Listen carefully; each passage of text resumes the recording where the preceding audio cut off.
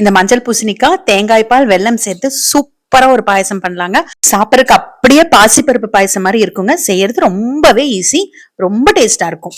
நான் ஒரு சின்ன பீஸ் அளவுக்கு பரங்கிக்காய், மஞ்சள் பூசணிக்காய், அரசாணிக்காய்ன்னு சொல்லுவாங்க, தோல் எடுத்துட்டு நல்லா துருவி எடுத்து வச்சிருக்கேங்க.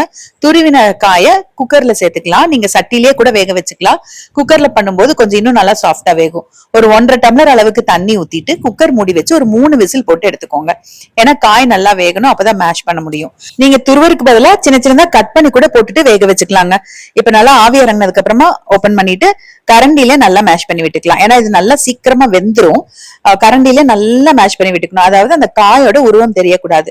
இல்ல உங்களுக்கு மேஷ் பண்றதுக்கு கஷ்டமா இருக்கு அப்படின்னா மிக்ஸி ஜார்ல ஒரே ஒரு அடி அடிச்சு எடுத்துக்கோங்க. தண்ணி நிறைய இருந்ததுன்னா தண்ணியை வடிச்சிட்டு மேஷ் பண்ணிட்டு அப்புறம் தண்ணியை சேர்த்திக்கலாம். இப்ப அடுப்பு ஆன் பண்ணிட்டு இந்த அளவு காய்க்கு 1/2 டம்ளர் அளவுக்கு பொடிச்சு வெல்லம் சேர்த்திருக்காங்க. நீங்க தண்ணி கொஞ்சமா ஊத்தி கரைச்சு கூட இதுல வடிகட்டி சேர்த்திக்கலாம். இப்ப அடுப்பு நல்லா சிம்ல வச்சுட்டு இந்த வெல்லம் கரையட்டும். இந்த வெல்லம் கரையறதுக்குள்ள நம்ம தேங்காய் பால் எடுக்கணுங்க.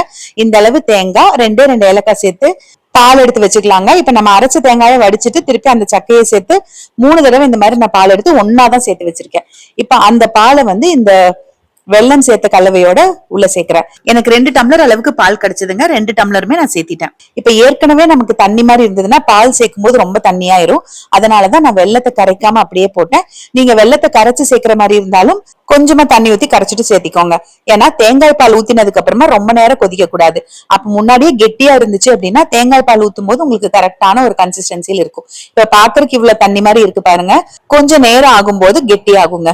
இப்போ 2 ஸ்பூன் நெய்ல முந்திரி திராட்சை வறுத்து கொட்டிக்கலாம். வெல்லமும் தேங்காய் பாலும் ரொம்ப நேரம் சேர்ந்து கொதிச்சுச்சு அப்படின்னா தேங்காய் பால் திரிஞ்சிருங்க. அதனால ஒரு கொதி வந்ததுமே ஆஃப் பண்ணிருங்க. நீங்க வெல்லத்துல தண்ணி நிறைய ஊத்தி கரைச்சிருந்தீங்கன்னா அது கெட்டி ஆகிற வரைக்கும் அடுப்புல வச்சுட்டு அப்புறமா தேங்காய் பால் ஊத்துங்க.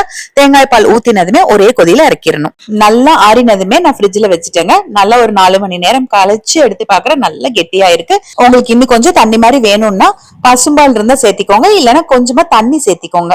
இது சூடாவும் சர்வ் பண்ணலாம். ஆனா சில்லுன்னு சர்வ் பண்ணும்போது ரொம்பவே டேஸ்டா இருக்குங்க. கண்டிப்பா இது ஒரு தடவை ட்ரை பண்ணிட்டு எனக்கு கமெண்ட்ல சொல்லுங்க.